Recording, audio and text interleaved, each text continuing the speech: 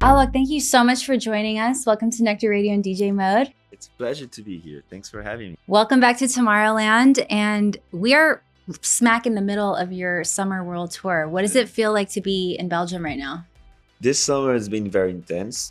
And you know, it's interesting because I've been playing to many parties, and all the parties have been changing my sets to kind of adapt, you know, with the market.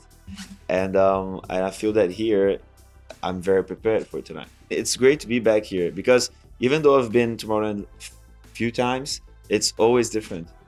Yeah, you can be the same festival, same place, but it's always unique. I really like how you don't play the same set over and over again and you cater to the crowd depending where you are. What sets Tomorrowland apart from other festivals around the world? So Tomorrowland is a more global party and people all very know it here. And I feel that, you know, even though it's very energetic, it's not an easy crowd. They're very, I would say, educated about, you know, electronic music.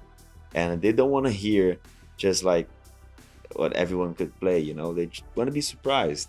They want to hear something fresh, and they want to be surprised. Exactly. So I think that all the artists that are here, they prepare something very special, you know. It's kind of the World Cup. Yes, that's the best way to describe it, actually. Yeah, and it's live broadcast, so you know, it's a lot of responsibility as well, because the way you do it here in Tomorrowland is what will reflect for the next months. Definitely. Tell me more about your summer session song, Hear Me Now. Love that song so much. So easy to kind of hum and whistle along with. Tell me about that release.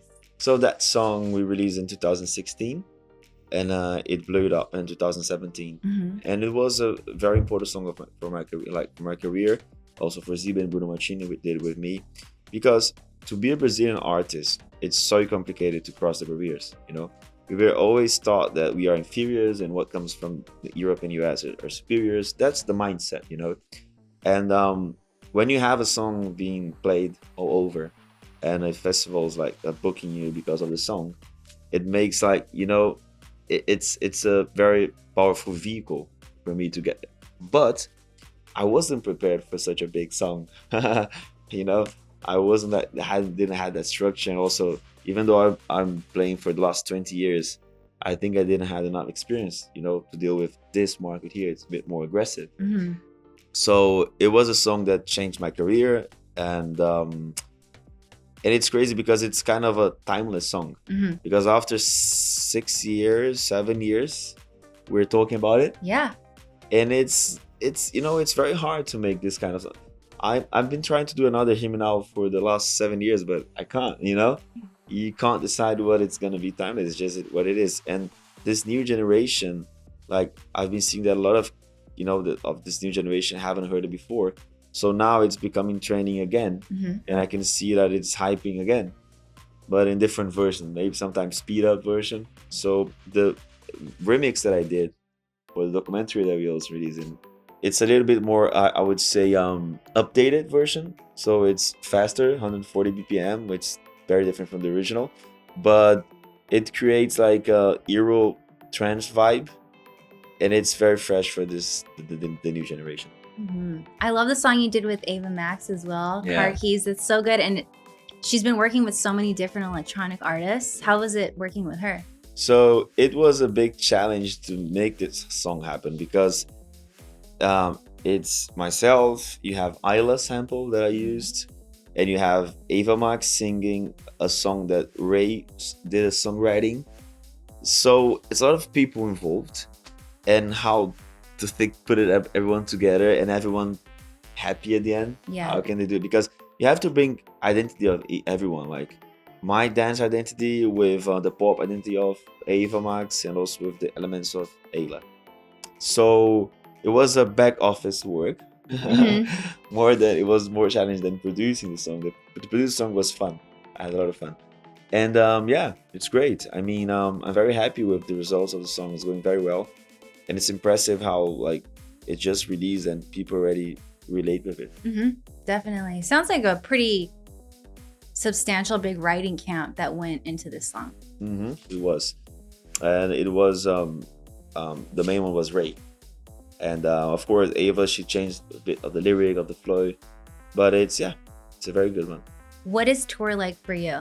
Like, how do you prepare to go on these massive world tours? I've been in this very intense routine for the last years. And before the pandemic, I was like, it was too much. And then when it came the pandemic, it was an important moment for me, you know, that I could chill and I could raise my kids. But now being back on the road after, like, you know, the quarantine it's been very intense. I sometimes I wake up, I don't know where I am. But you know, when you do things that you love, in the end, all those challenges, you will deal with it. You know, when you live with arts and, you know, music, entertainment, you really have to love what you're doing. You have to be, you know, because when the hard times come, you're gonna have, you know, enough force to do it. The hard part of it for me is just to be far away with my kids. That's like that's so hard for me. And I've been bringing them with me always on tours, but this one specifically I didn't, because I mean it's just also too complicated for them. I've been to so many countries the last month. It would be like just annoying for them to be following me. And they're now with the grandpas, so they're having a much better time. Yeah. With it.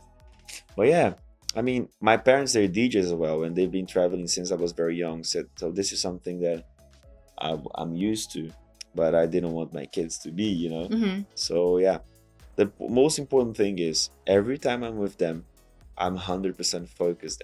Like there's nothing that can take out my, you know, concentration and being like having a time of quality with them. That's really beautiful. I'm a new mom too. I can like totally relate to How old everything. is it? 15 months. Wow. 15 months. Amazing. What can we expect from Alok in 2023? It's interesting because when I answered last year the same question, like we can expect 2022 here in Tomorrowland, the last time I've been to Tomorrowland was 2019. And I said that I looked back 2019 and I couldn't find myself. I changed so much. And I can tell you that from 2022 to now, I also can't find myself there. It's so different. So many things happened and I'm way more mature, and, you know, and I think this is a very good point, because if I hadn't changed, something wrong would have happened, right? So I would say that 2023, it's Alok with way more confidence, you know, and I'm just bringing way more my soul to it, and caring less of, you know, what people will think about it, and just being loyal to my feelings. Definitely. Alok, thank you so much. You're welcome. Could chat with you forever, but I know you have something huge planned for your big performance. I'm very chill before those performances. It's I don't have like a rituals, and it's all good. I can go to the stage now. Okay. Awesome. Let's get to know. Well, thank you so much. It was so nice chatting with you. You're welcome. It was a pleasure.